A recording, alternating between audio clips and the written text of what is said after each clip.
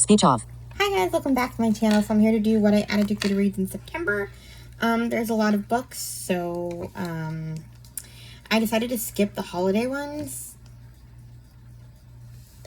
So no spooky or Christmas books in this video. You'll have to watch my TBRs for those. My October TBR is coming out tomorrow. I'm waiting for the Currently Reading podcast to do their indie press list for October, because last year they had a really good spooky season selection. So I'm waiting to add those, and then I will put my list out tomorrow. In the meantime, we're going to do this video, and hopefully we'll make it as quick as possible. I did not get to do, I usually split it in half, but I didn't have as many books in the second half of the month, so. And also, I've been sick, and I hurt my ankle, so it's been a month. So let's just do this. First book we have is A Light in the Wilderness by Jane Kirkpatrick. I heard about this one from Alma's Book Journey. It's about a woman named Letitia. She recently became free from slavery. And she falls in love with Carson, an Irish immigrant, and he wants her to go west with him. And I guess there's there's a couple other women there too. Nancy Hawkins, and Betsy is Native American. I may read this one in November for Indigenous Peoples Month. I forget what they call it exactly. But yeah, it's about these three women, and I guess how they kind of become friends out west, I guess. So we'll see. Then we have a bunch of 9/11 stories. I heard pretty much a lot of these were from Lindsay and Sarah. They did Booklist Thursday, and they talked about different 9/11 stories. So we have Fall and Rise, a story of 9/11 by Mitchell Zukoff. This one was a Sarah recommendation. In the days and months after 9/11, Mitchell Zukoff, then a reporter for the Boston Globe, wrote about the attacks, the victims, and their families. Okay, actually, I did a video with my new 9/11 books. I don't know why I'm telling you about reading these descriptions. I'm making my video longer. Yeah, that was the video I did previously, so you can check that out. So I'm going to skip all of these. What am I doing?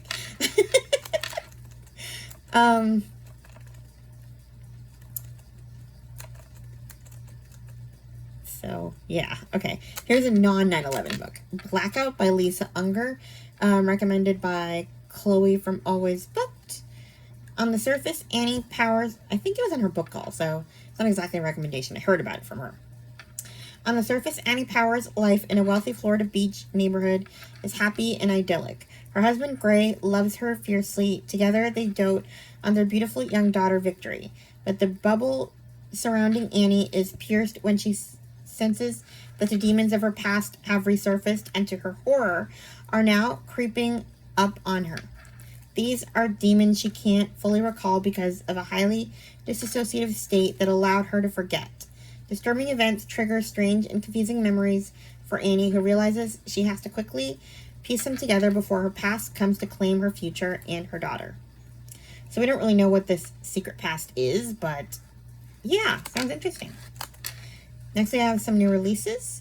We have The Day I Lost You by Ruth Mancini.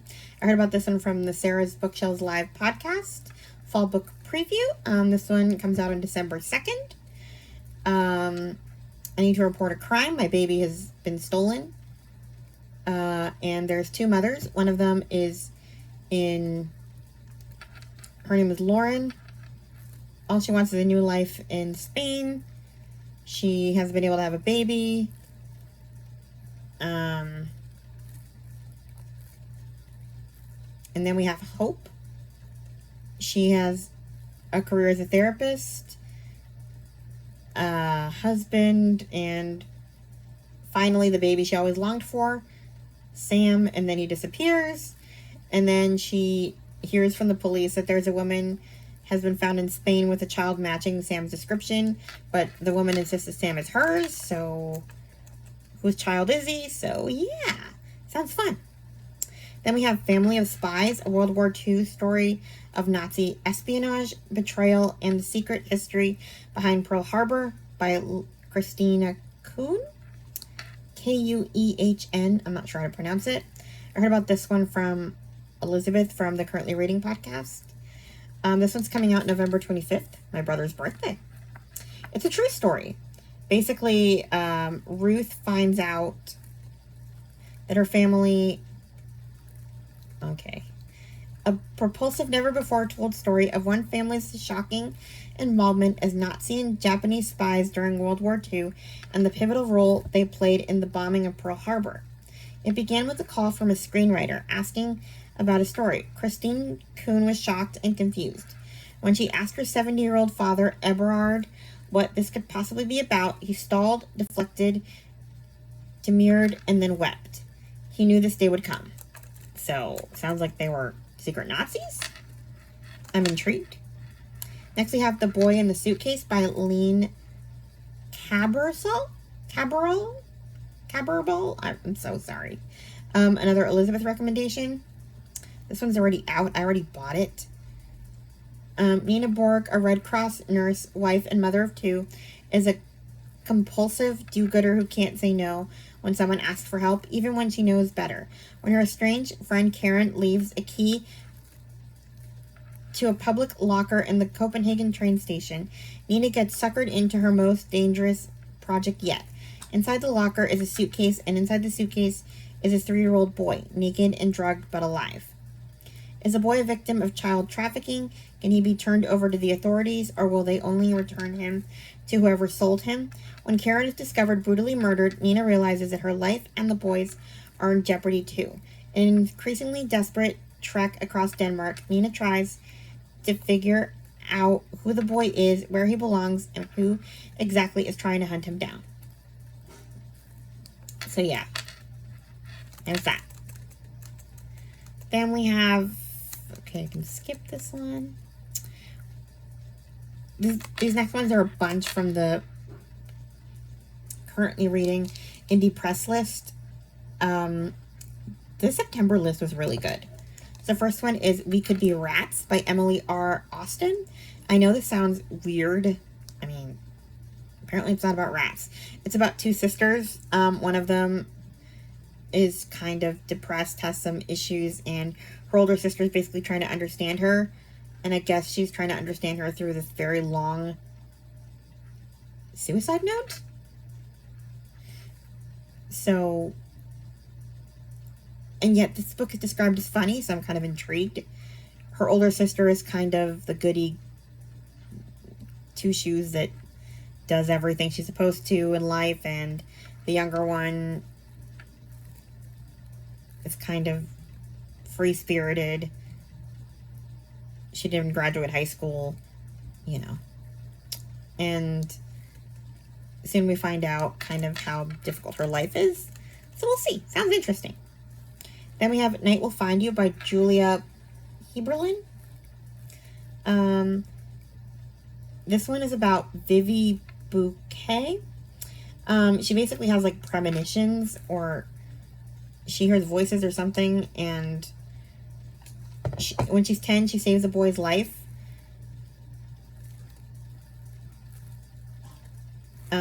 And then she has been, ever since then, she's been in a lifelong battle between her voices in her head and the science she loves. She is an astrophysicist, and she wants to be left alone with, you know, her fame over that. And the boy that she saved is now an adult and wants her to help solve a cold case.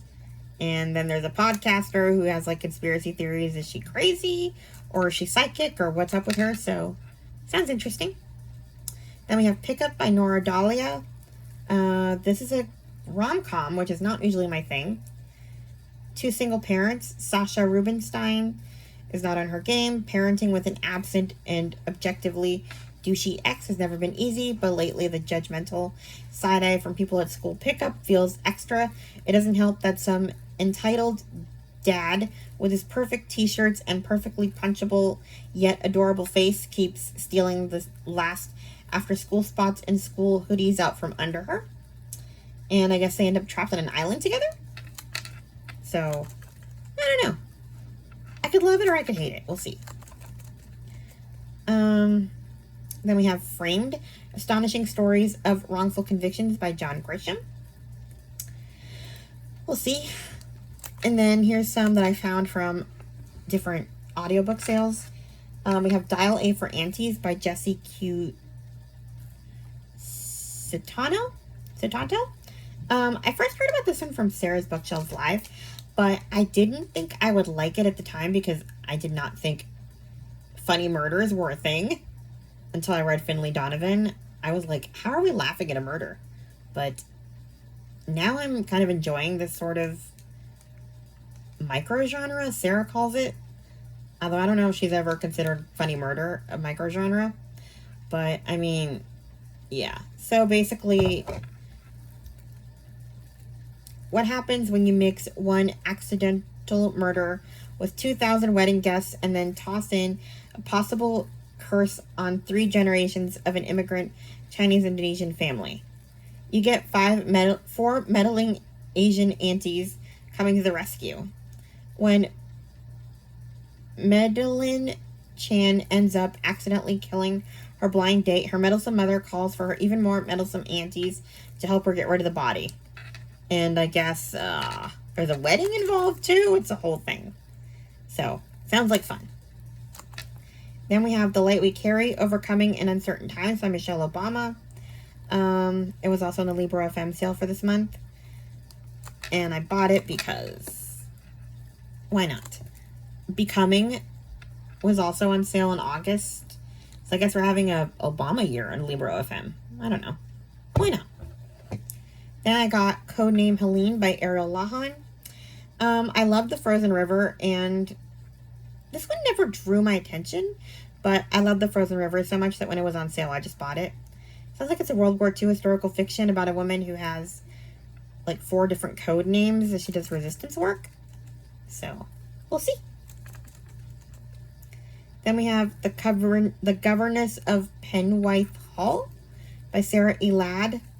This one was in the Audible sale, and I saw that some of the people I have on Goodreads have read it. I think Amanda and Katie? I'm not sure. But this one is about a woman, a governess, basically. And she's taking care of 5 children, and their father dies. Their mother is already dead, so she has to go with them to Cornwall to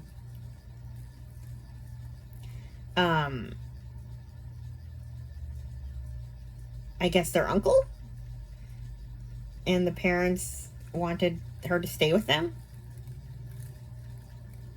Yeah. Her employer's unexpected death and his last request to watch over his 5 children basically make her go back to Cornwall, where she didn't want to go, and she meets their uncle. I'm assuming there's some kind of romance. So, yeah. Sounds interesting. Apparently, she left Cornwall because she was blamed for her husband's death. So, we'll see how that goes. It sounds kind of like a Jane Eyre-ish type of book, so honestly, I might read that one next. I'm kind of in that governess mansion mood. Then we have The Heirloom Garden by Viola Shipman. I read a couple of books by her and I liked them, and this one sounded interesting. Iris Maynard lost her husband in World War II, her daughter to illness, and finally, her reason to live. Walled off from the world for decades behind the towering fence surrounding her home, Iris has built a new family of flowers. Iris propagates her own daylilies and roses while tending to a garden filled with the heirloom starts that keep the memories of her loved ones alive. When Abby Peterson moves next door with her family, a husband traumatized by his service in the Iraq War and a young daughter searching for stability, Iris is reluctantly yet inevitably drawn into her boisterous neighborhood life, united by loss and a love of flowers, She and Abby tentatively unearth the secrets and help each other discover how much life they have yet to live. So why not? Huh.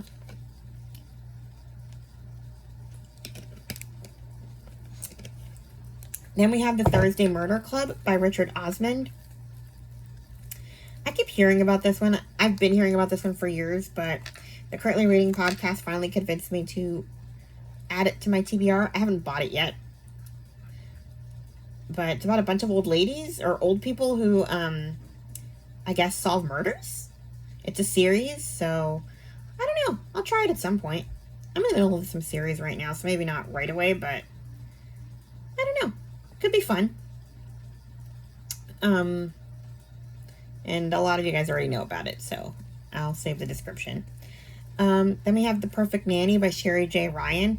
That one just popped up in my Audible suggestions, and I bought it because it was cheap. And it sounds interesting. My baby. You stole my baby. Laura Smith is hysterical, her red lipstick smeared. A teddy lies abandoned in the empty crib. But I wasn't hired to look after a baby. I didn't even know this nursery existed. Laura's husband calls the police and screamed, "The nanny has taken our little girl." I'm frozen in shock. This is impossible. I was only meant to be looking after the Smiths' 9-year-old twins.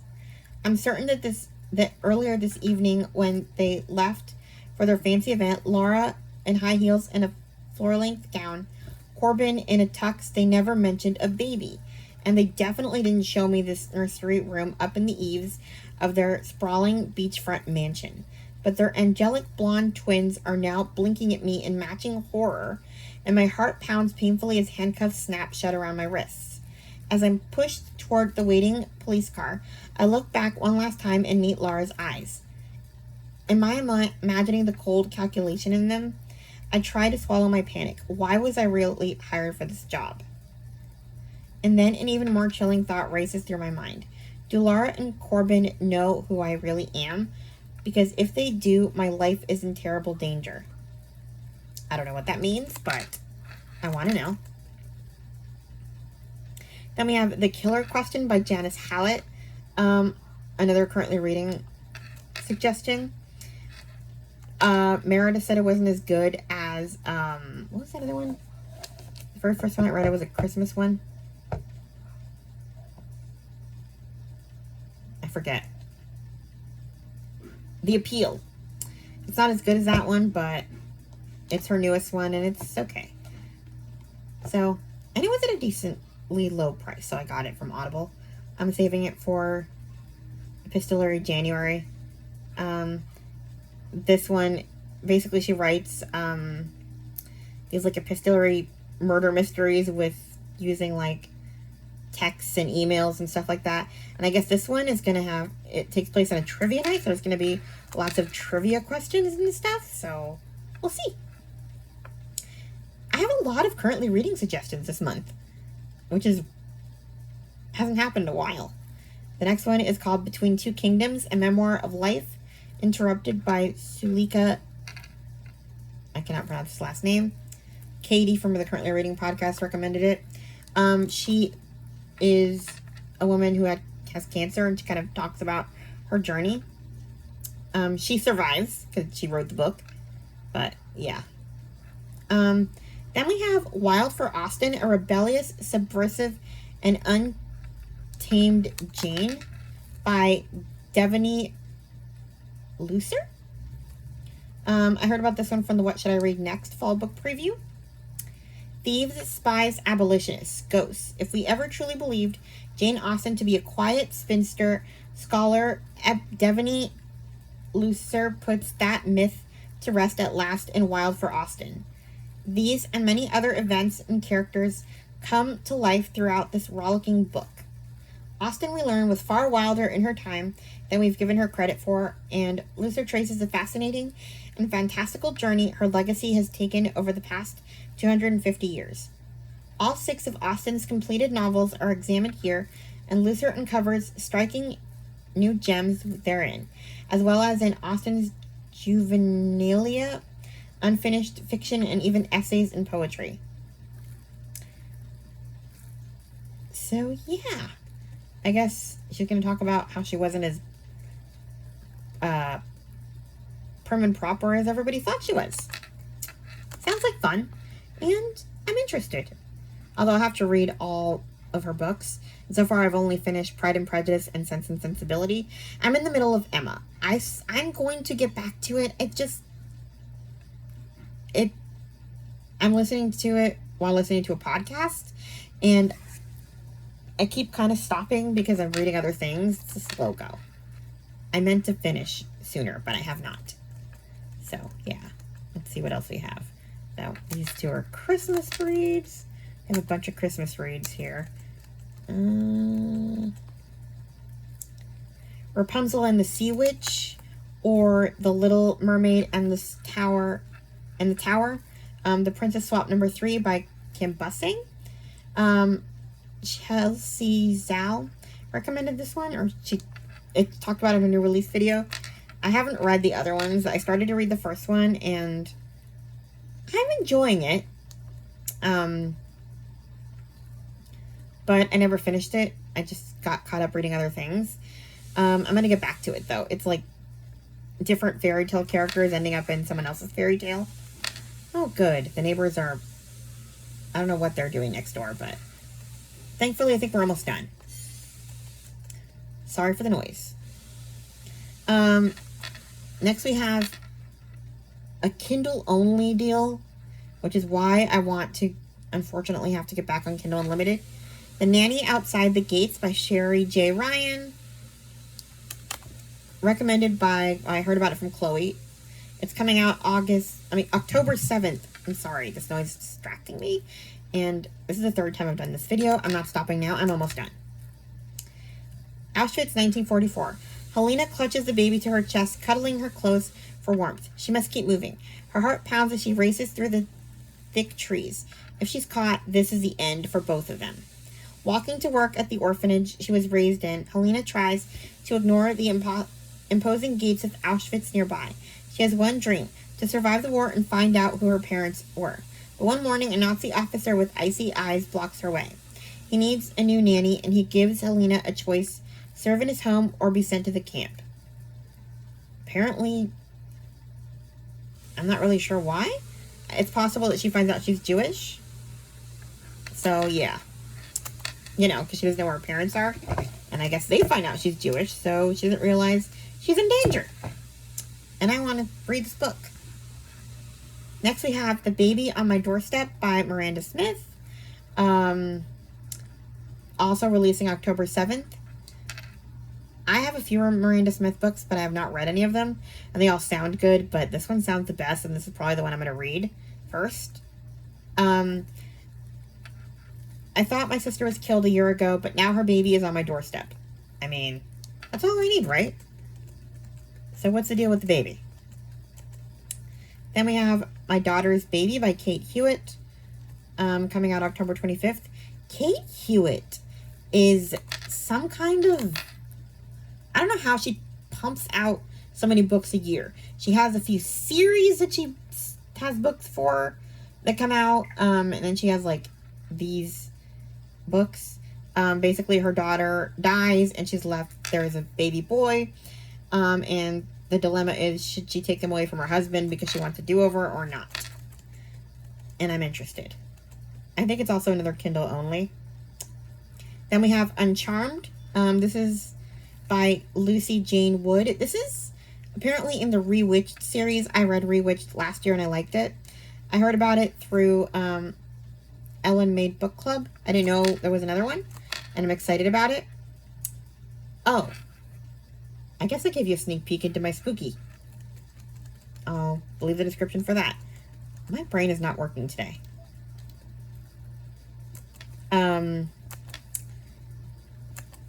So yeah.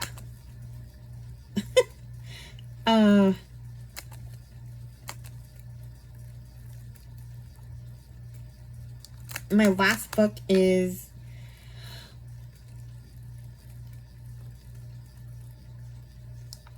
I Am Anastasia, by Ariel Lahan. I heard about it from Lake and Cross. That's how my computer pronounces her name. My phone robot voice pronounces her YouTube name, so forgive me. She doesn't say her name in the beginning of her videos, but yeah. I did not know anything about Anastasia at all, so I'm kind of... I mean, it's Ariel Lahan, so I love The Frozen River. I might like this. I haven't bought it yet, though. An enthralling feat of historical suspense that unravels the extraordinary twists and turns in Anna Anderson's 50-year battle to be recognized as Anastasia Romanoff. Is she the Russian Grand Duchess or the thief of another woman's legacy? I don't really know anything about Anastasia, like I said, so... Well, who knows? But, yeah. That is everything that I added to Goodreads in September. I tried to do this quick, so... I mean, apart from a few slip-ups,